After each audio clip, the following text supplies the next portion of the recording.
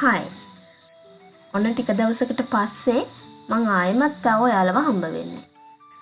අපි මුලින් වීඩියෝ දෙක තුනක් කරානේ උදේ වරුවකදී ගෙදරක් ඇතුලේ අපි කොහොමද ඉංග්‍රීසියෙන් කතා කරන්නේ කියලා. අපි ගෙදරින් පිට ඔෆිස් එකකදී පාරකදී පාක් එකකදී එහෙමත් නැත්නම් ඉස්කෝලේකදී කතා කරන්නේ කොහොමද කියන එක ගැන තව එකපාරක්වත් කතා කරේ නැහැ. ඒ හින්දාම මට හිතුණා ප්‍රධාන වශයෙන්ම ගයක් ඇතුලේදී කොහොමද අපි කතා කරන්නේ කියන ටික ඉවර කරලම අර මම මුලින් කියපු තැන්වලදී කතා කරන විදිහ කොහොමද කියලා බලන්න ගියොත් හොඳයි කියලා. ඉතින් අපි අද බලමු ගෙදර ඉන්න කෙනෙක් ගෙදරින් පිටට ගිහිල්ලා ආයෙමත් ආපු කෙනෙක් එක්ක කතා කරන්නේ කොහොමද ඉංග්‍රීසියෙන් කියලා.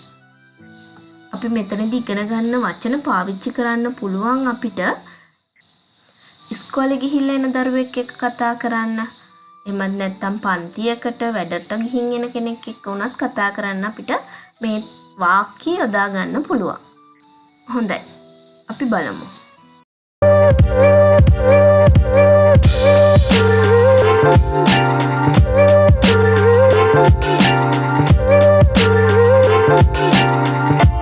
මෙහෙම හිතමුකෝ. ගෙදරින් එළියට ගිය කෙනා ගේ ඇතුළට එනවා අපිට ඇහුනේ නැහැ. එතකොට අපිට නිකම්ම කියවෙනවනේ ඔයා ආවද කියලා. අන්න ඒකට අපි කියනවා oh did you come? Did you come? හැබැයි යා වෙනදට වඩා කලින් ඇවිල්ලා. එහෙනම් අපිට කියන්න පුළුවන් you came early today. You came early today. ඔයාද කලින් ඇවිත්. ඇයි මෙයා කලින් ඇවිල්ලා තියෙන්නේ? I got a lift. I got a lift. මට ලිෆ්ට් එකක් හම්බුණා. ලිෆ්ට් එකක් කියලා කියන්නේ කාගෙන් හරි ප්‍රවාහන පහසුකම් සැපයුණා කියන එක.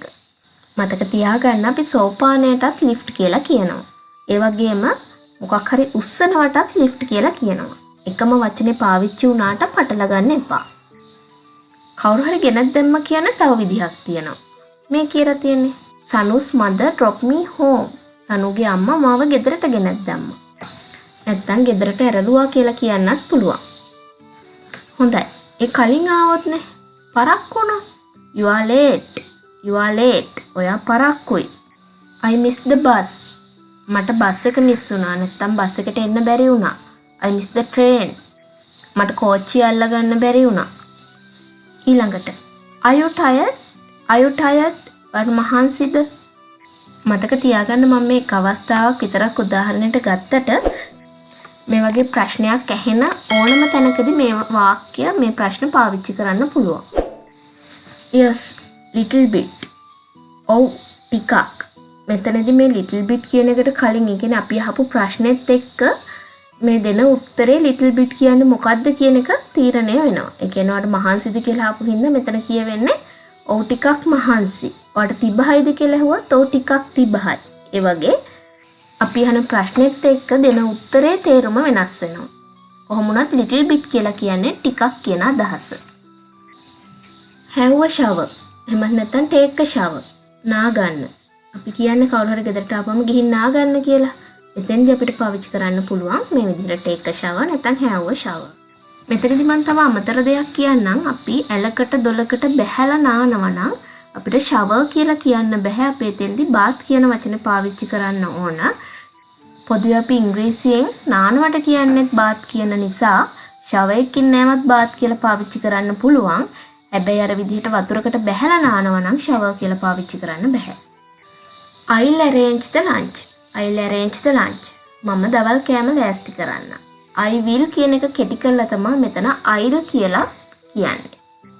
I want something to drink. I want something to drink. මට බොන්න මොනවා හරි ඕන. I want something. මට මොනවා හරි ඕන. අපි මේ වාක්‍යයේ ක්‍රියාපදයේ අගට දානවා අපිට මොනවා හරි ඕන මොකටද? කන්නද, බොන්නද, අඳින්නද? ඒ විදිහට වාක්‍ය සම්පූර්ණ කරන්න පුළුවන්. I want something to eat. මට මොනවා හරි කන්න ඕන. I want something to wear. මට මොනවා හරි අඳින්න ඕන. ඒ විදිහට අපිට මෙතන වාක්‍යයක් ගොඩනගා ගන්න පුළුවන්. It's so hot today. අද ගොඩක් රස්නේ. එහෙමත් නැත්නම් අපිට කියන්න පුළුවන් it's boiling hot. It's boiling hot. අපි කියන්නේ අද ගිනි ගන්න වගේ රස්නේ කියලා. මේ විදිහට දවස විස්තර කරන්න ක්‍රම ගොඩක් තියෙනවා. රස්නේද සීතලයිද කියලා අපි එක වෙනම වීඩියෝ එකකින් කරමු නේද? නැත්නම් මේ වීඩියෝ එක දික් වෙනවා. තව එකක්. I'm going to take a nap. I'm going to take a nap. nap කියලා කියන්නේ කෙටි නිින්දකට. අපි නිදා ගන්නවා කියලා කියනකොට කියන්නේ sleep නේ. හැබැයි අපි පොඩි වෙලාවකට, පැයකට, පැය භාගයකට වගේ අපි නිදා ගන්නවානේ දවසේ අතරමැද වෙලාවක. අන්න ඒකට අපි කියනවා nap කියලා. මෙතනදි කියන්නේ මම පොඩ්ඩක් නිදා ගන්න යනවා කියන එක. wake me up in a while. එහෙමත් නැත්නම් wake me up in a minute. මට ටික වෙලාවකින් ඇහැරවන්න. ටික වෙලාවකින් කියන අර්ථය තමයි while minute කියන දෙකෙන් කියවෙන්නේ. while කියලා කියන්නේ මොහොතක් කියන එක, minute කියලා කියන්නේ විනාඩියක් කියන එක. මේ දෙකෙන්ම අදහස් වෙන්නේ, මේ දෙකෙන්ම විස්තර වෙන්නේ කෙටි වෙලාවක් කියන එක. හොඳයි. මම අද වීඩියෝ එක මෙතනින් නවත්තනවා. මට ඉල්ලීමක් තියෙනවා පොඩි බබාලට myself එහෙමත් නැත්නම් තමන් ගැන කතා කරද්දී කොහොමද කතා කරන්න ඕන, කොහොමද පාවිච්චි කරන්න ඕන වචන මොනවද කියන එක ගැන කතා කරන්න කියලා.